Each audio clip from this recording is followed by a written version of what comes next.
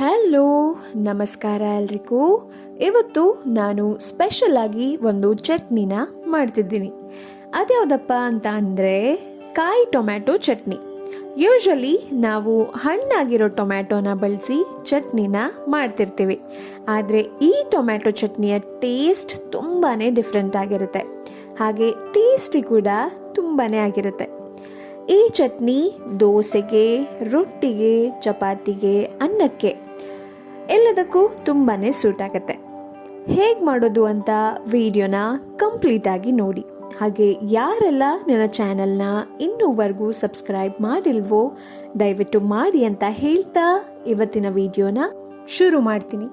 ಚಟ್ನಿ ಮಾಡೋದಕ್ಕೆ ನಾನಿಲ್ಲಿ 8-9 ಹಸಿರು ಟೊಮ್ಯಾಟೊನ ತಗೊಂಡಿದ್ದೀನಿ. ಹಾಗೆ ಕಟ್ ಕೂಡ ಮಾಡಿಟ್ಕೊಂಡಿದ್ದೀನಿ. ಇದನ್ನು ಕಟ್ ಮಾಡುವಾಗ ಒಳಗಿನ ಬೀಜ ಎಲ್ಲ ತೆಗೆದು ಈ ಥರ ಕಟ್ ಮಾಡ್ಕೊಳ್ಬೇಕಾಗತ್ತೆ. ಬೀಜ ಹಾಕೋದ್ರಿಂದ ಚಟ್ನಿ ತುಂಬಾ ಹುಳಿ ಆಗಿಬಿಡತ್ತೆ. ಹಾಗಾಗಿ ಬೀಜನ ಕಂಪ್ಲೀಟಾಗಿ ತೆಗೆದು ಇಟ್ಕೊಳ್ಬೇಕಾಗತ್ತೆ. ಹಾಗೆ 6-7 ಹಸಿಮೆಣಸಿನ್ಕಾಯಿ, ಸ್ವಲ್ಪ ಬೆಳ್ಳುಳ್ಳಿ, ಕರಿಬೇವು, ಕೊತ್ತಂಬರಿ ಸೊಪ್ಪನ್ನು ತಗೊಂಡಿದ್ದೀನಿ. ಸೊ ಹಸಿಮೆಣಸನ್ನು ನಿಮಗೆ ಎಷ್ಟು ಖಾರ ಬೇಕೋ ಅಷ್ಟು ಮಾತ್ರ ಹಾಕೊಳ್ಳಿ. ಹಾಗಾದರೆ ಇನ್ಯಾಕೆ ತಡ, ಹೇಗೆ ಮಾಡೋದು ಅಂತ ನೋಡ್ಕೊಳ್ಳೋಣ. ಮೊದಲು ಬಾಣಲೆಗೆ ಕಟ್ ಮಾಡಿಟ್ಕೊಂಡಿರುವಂಥ ಟೊಮ್ಯಾಟೊನ ಹಾಕಿ ಸ್ವಲ್ಪ ಫ್ರೈ ಮಾಡ್ಕೊಳ್ಬೇಕಾಗತ್ತೆ. ಸ್ವಲ್ಪ ಫ್ರೈ ಆದಮೇಲೆ ಹಸಿಮೆಣಸನ್ನು ಸೇರಿಸ್ಕೊಂಡು ಸ್ವಲ್ಪ ಎಣ್ಣೆಯನ್ನು ಸೇರಿಸ್ಕೊಂಡು ಹುರ್ಕೊಳ್ಬೇಕಾಗತ್ತೆ. ಸೊ ಹಸಿಮೆಣಸನ್ನು ಹಾಕುವಾಗ ನಿಮಗೆ ಎಷ್ಟು ಖಾರ ಬೇಕೋ ಅಷ್ಟು ಮಾತ್ರ ಹಾಕೊಳ್ಳಿ. ಹಾಗೆ ಸ್ವಲ್ಪ ಉಪ್ಪನ್ನು ಸೇರಿಸಿ ಹುರ್ಕೊಳ್ಬೇಕಾಗತ್ತೆ. ಟೊಮ್ಯಾಟೊ ಕಂಪ್ಲೀಟಾಗಿ ಸಾಫ್ಟ್ ಆಗೋ ಅವಶ್ಯಕತೆ ಇಲ್ಲ, ಬಟ್ ಹಸಿ ವಾಸನೆ ಹೋಗೋವರೆಗೂ ಸ್ವಲ್ಪ ಕಲರ್ ಕೂಡ ಚೇಂಜ್ ಆಗಬೇಕು. ಅಲ್ಲಿವರೆಗೂ ಟೊಮ್ಯಾಟೊನ ಹಾಗೆ ಹಸಿಮೆಣಸನ್ನು ಹುರ್ಕೊಳ್ಬೇಕಾಗತ್ತೆ. ಇವೆರಡನ್ನ ಹುರಿಯೋವಾಗಲೇ ಮನೆಯೆಲ್ಲ ಘಮ್ ಅಂತಿರುತ್ತೆ. ನೋಡ್ತಿದ್ದೀರಲ್ವಾ, ನಾನು ಕಂಪ್ಲೀಟಾಗಿ ಸಾಫ್ಟ್ ಆಗೋವರೆಗೂ ಹುರ್ಕೊಂಡಿಲ್ಲ. ಇಷ್ಟರ ಮಟ್ಟಿಗೆ ಹುರ್ಕೊಂಡ್ರೆ ಸಾಕಾಗತ್ತೆ. ಎಸ್, ಹೀಗಾಗೋವರೆಗೂ ಟೊಮ್ಯಾಟೊನ ಚೆನ್ನಾಗಿ ಹುರ್ಕೊಳ್ಳಿ. ತಣ್ಣಗಾದ ನಂತರ ಮಿಕ್ಸಿ ಜಾರ್ಗೆ ಹಾಕೊಂಡು ರುಬ್ಕೊಳ್ಬೇಕಾಗತ್ತೆ.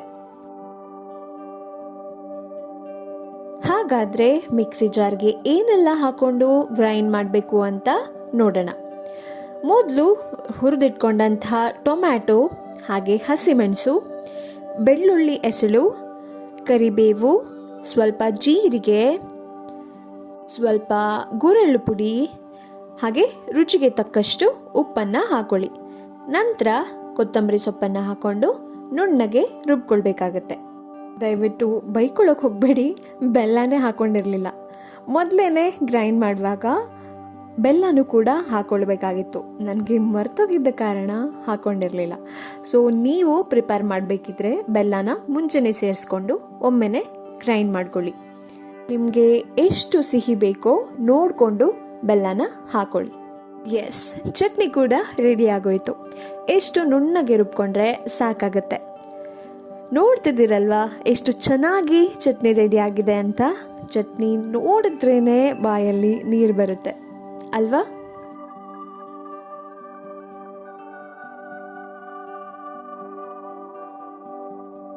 ನಂಗಂತೂ ಈ ಚಟ್ನಿ ಪರ್ಸ್ನಲ್ ಫೇವ್ರೆಟ್. ಇದನ್ನು ಪ್ರಿಪೇರ್ ಮಾಡಿದ್ರೆ ಯಾರೇ ಆಗಿರಲಿ, 1 ಚಪಾತಿ ಅಥವಾ 1 ರೊಟ್ಟಿ ತಿನ್ನೋರು 2 ರೊಟ್ಟಿ ಅಥವಾ 2 ಚಪಾತಿನ ತಿಂತಾರೆ. ಹಾಗೆ ದೋಸೆಗೂ ಕೂಡ ಒಳ್ಳೆ ಕಾಂಬಿನೇಷನ್ ಅಂತಲೇ ಹೇಳ್ಬೋದು. ಹಾಗೆ ಅನ್ನಕ್ಕೂ ಕೂಡ ತುಂಬಾ ಚೆನ್ನಾಗಿರುತ್ತೆ. ಒಂದ್ಸಲ ಟ್ರೈ ಮಾಡಿ ನೋಡಿ.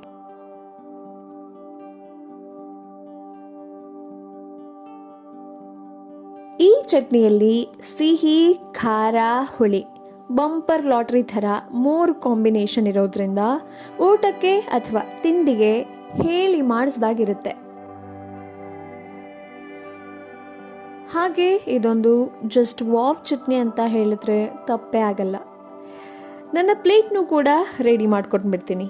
ಇವತ್ತಿನ ಮಧ್ಯಾಹ್ನದ ಊಟಕ್ಕೆ ಅನ್ನ, ಅಲಸಂದೆಕಾಳು ಪಲ್ಯ, ಇವಾಗ ಮಾಡಿರುವಂಥ ಚಟ್ನಿ, ಟೊಮ್ಯಾಟೊ ಚಟ್ನಿ, ಹಾಗೆ ಕಾಯಿ ಚಟ್ನಿ, ಸಂಡಿಗೆ, ಮಜ್ಜಿಗೆ ಮೆಣಸು. ಟೊಮ್ಯಾಟೊ ಚಟ್ನಿ ಮಾಡಿದ್ರಿಂದ ಇವತ್ತು ಮಧ್ಯಾಹ್ನಕ್ಕೆ ಸಾರೇ ಮಾಡಲಿಲ್ಲ, ಯಾಕಂದರೆ ಸಾರಿಗಿಂತ ಎಲ್ಲರೂ ಇದರಲ್ಲೇ ಊಟ ಮಾಡ್ತಾರೆ. ನೋಡ್ತಿದ್ದೀರಲ್ವಾ ಎಷ್ಟು ಚೆನ್ನಾಗಿ ರೆಡಿ ಆಯಿತು ನನ್ನ ಪ್ಲೇಟ್ ಅಂತ. ಸೊ ನಿಮಗೇನಾದರೂ ಬಾಯಿ ಕೆಟ್ಟಿದ್ರೆ, ಅಂದರೆ ಡೈಲಿ ಅನ್ನ ಸಾರು ತಿಂದು ಬಾಯಿ ಕೆಟ್ಟಿದ್ರೆ ಅಥವಾ ಮನೇಲಿ ಮಾಡಿದಂಥ ಅಡುಗೆ ರುಚಿಯಾಗಿಲ್ಲ ಅಂತ ಅನಿಸಿದ್ರೆ ಇದನ್ನು ಒಮ್ಮೆ ಈ ಚಟ್ನಿನ ಟ್ರೈ ಮಾಡಿ ನೋಡಿ. ಹಾಗೆ ಹೇಗಿತ್ತು ಅನ್ನೋದನ್ನು ಕಾಮೆಂಟ್ನಲ್ಲಿ ತಿಳಿಸೋದನ್ನು ಮರಿಬೇಡಿ. ನನ್ನ ಪರ್ಸ್ನಲ್ ಫೇವ್ರೆಟ್ ರೆಸಿಪಿನ ನಿಮ್ಮ ಜೊತೆಗೆ ಶೇರ್ ಮಾಡಿದ್ದೀನಿ. ಸೊ ಎಸ್, ಇದಾಗಿತ್ತು ನನ್ನ ಇವತ್ತಿನ ವಿಡಿಯೋ. ಈ ರೆಸಿಪಿ ನಿಮಗೆ ಇಷ್ಟ ಆಗಿದ್ರೆ ಒಂದು ಲೈಕ್ ಮಾಡಿ, ನಿಮ್ಮ ಫ್ರೆಂಡ್ಸ್ಗೆ ಹಾಗೆ ನಿಮ್ಮ ಫ್ಯಾಮಿಲಿ ಮೆಂಬರ್ಸ್ಗೆ ಶೇರ್ ಮಾಡಿ.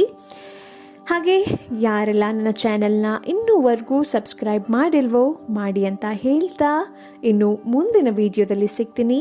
Till then, take care.